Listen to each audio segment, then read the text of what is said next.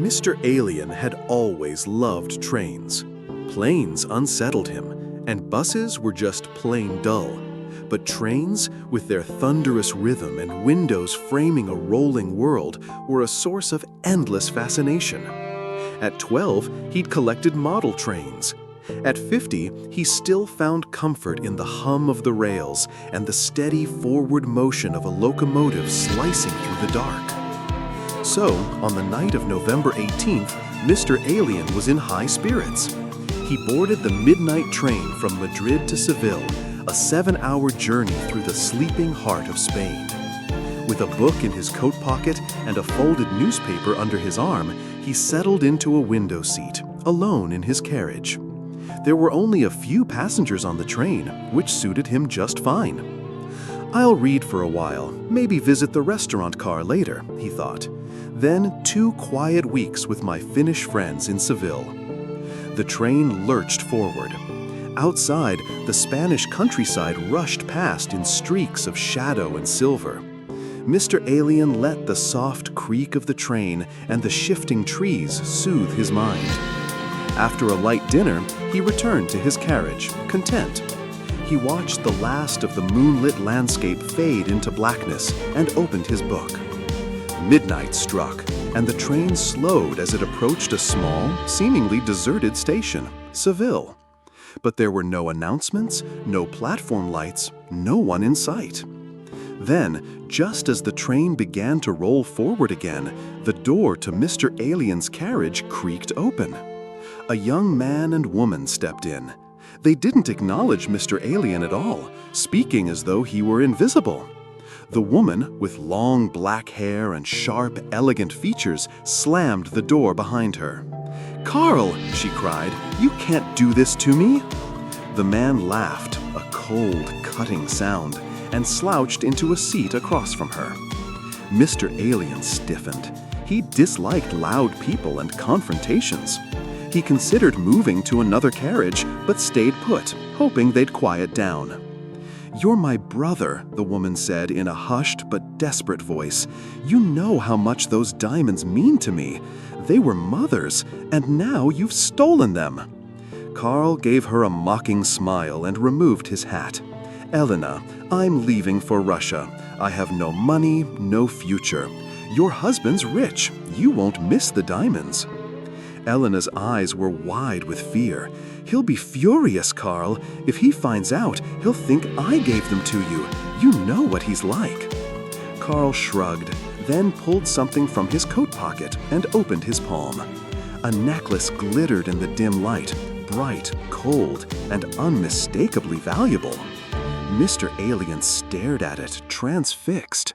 The tension in the air was sharp enough to cut through. The train continued its march into the night, oblivious to the drama unraveling within. "Please," Elena whispered, "give them back before it's too late." "No," Carl said simply. Then her hand moved, a flash of silver, a knife, long, bright, deadly. Mr. Alien's heart thudded. He was frozen in place, unable to speak. "Give them back," Elena shouted, her voice breaking, "or I'll—" But Carl only laughed again. "You won't do it, little sister." But she did. The knife slashed through the air, and with a choked gasp, Carl collapsed. His blood soaked into the red upholstery, and the diamonds fell from his lifeless hand to the floor. Elena stared at her brother's body, then dropped the knife. Her scream was terrible, a sound that sliced straight through Mr. Alien's soul. He stood, trembling, and ran for help. The guard was at the rear of the train. Mr. Alien stumbled toward him, breathless. "There's been a murder," he gasped. "A young woman, her brother, she stabbed him. He stole her diamonds. She killed him." The guard blinked, surprised, but immediately followed Mr. Alien back to the carriage. When they entered, it was empty.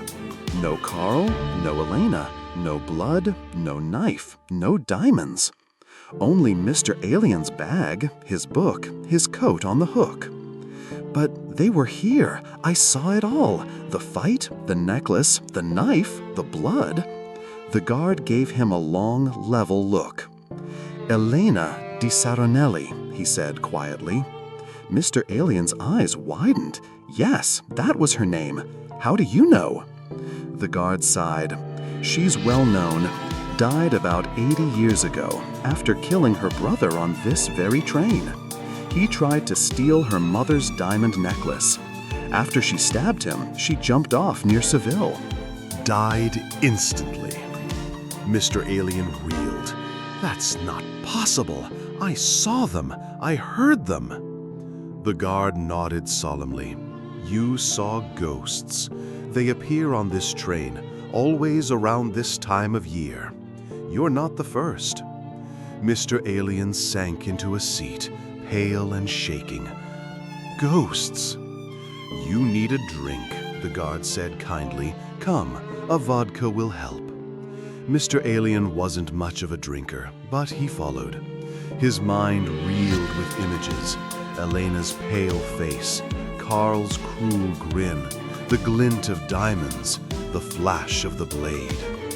As they sat at the back of the train, the guard poured them both a drink.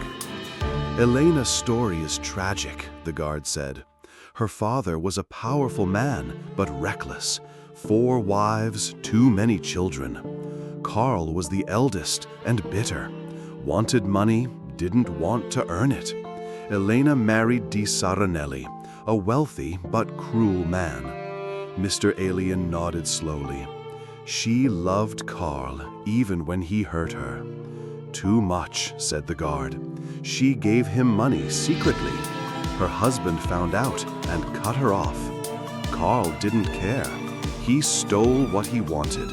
And one night, on this train, it all ended." The vodka helped calm Mr. Alien's nerves, but he didn't sleep. He stayed with the guard, avoiding the eerie silence of his empty carriage. When his 2 weeks in Seville ended, Mr. Alien chose to take the bus back. It was slow, crowded, and uncomfortable, but he was content. Because anything was better than another midnight ride on that haunted train.